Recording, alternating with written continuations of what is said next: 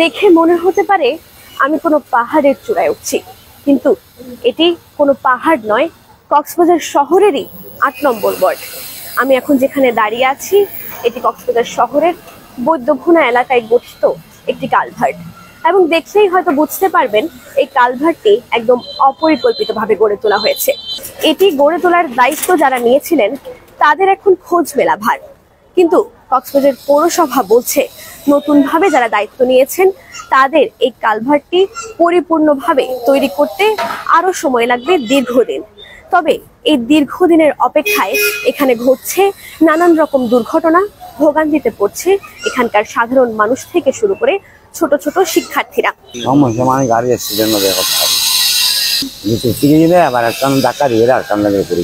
এই ব্রিজটা করার কারণে যেমন এমনি পার্শ্ববর্তী যেগুলো দোকান বা বাড়িঘর আছে এগুলো একটা সমস্যা হচ্ছে, যেটা তো মনে করো সাময়িক, এটা মনে করো এটা যদি পরিপূর্ণ হয়ে যায় এটা চেঞ্জ হয়ে যাবে। হ্যাঁ, কিন্তু সবথেকে বড় সমস্যা হচ্ছে যে এটাতে যে ব্রিজটা করছে এই ব্রিজটার মধ্যে একটা প্ল্যাটফর্ম করার কথা ছিল।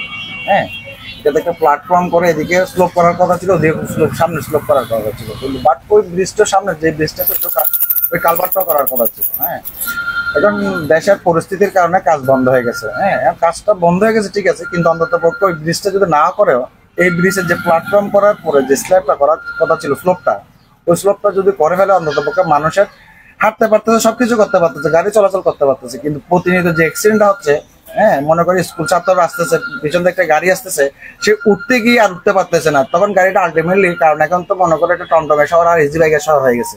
হ্যাঁ, যেটা ব্যাটারি চালিত গাড়ি, এই গাড়িগুলো তো তোমার ব্রেক বলতে জিনিসটা খুবই কম। এটার কারণে মনে করো পিছনে যে মনে করো পিছনের ছেলেরা আসতেছে বা মেয়েরা আসতেছে বা ছোট বাচ্চারা স্কুল থেকে আসতেছে, ওই গাড়িটা আলটিমেটলি পিছনে চলে যায়। তো পিছনে গিয়ে অনেক যাওয়ার কারণে অনেক সময় অ্যাক্সিডেন্ট, যেমন কালকে এক বৃদ্ধ এখানে পড়ে গেছে। আমাদের অতিরিক্ত কষ্ট হয় মাল নিয়ে আসতে। না, এখানে তো অনেক দুর্ঘটনা ঘটে, মানে কি এটা যে একটু যদি বৃষ্টি পড়লেও মানে কি রাস্তাটা অনেক। এখানকার যারা স্থানীয় এবং যে সকল দোকানদাররা রয়েছেন তারা যেটি বলেছেন যে আসলে রাজনৈতিক পট পরিবর্তনের পরেই তারা বেশি ভোগান্তিতে পড়েছেন, কারণ যখনই তারা এই কালভার্টটি নিয়ে কথা বলতে যান তখন তাদেরকে শুনতে হয় যে রাজনৈতিক মানুষের অদল বদলের কারণে এই ভোগান্তিতে সৃষ্টি হয়েছে এবং এটি পরিপূর্ণভাবে তৈরি করতে আরো অনেকটা দীর্ঘদিনের সময়ের দরকার। কিন্তু এখানকার যে সকল স্থানীয় মানুষরা রয়েছেন তারা বলছেন এখানে যে সকল সড়ক দুর্ঘটনাগুলো ঘটছে, মানুষের যে সকল ভোগান্তিগুলো হচ্ছে, সেগুলো আসলে দায়ভার কে নেবে? কারো যদি কোনো একটি বড় রকমের দুর্ঘটনা ঘটে এই দায়ভার কি কখনো প্রশাসন নেবে, কিংবা পৌরসভা কি কখনো এই দায়ভার নেবে? অবশ্যই না।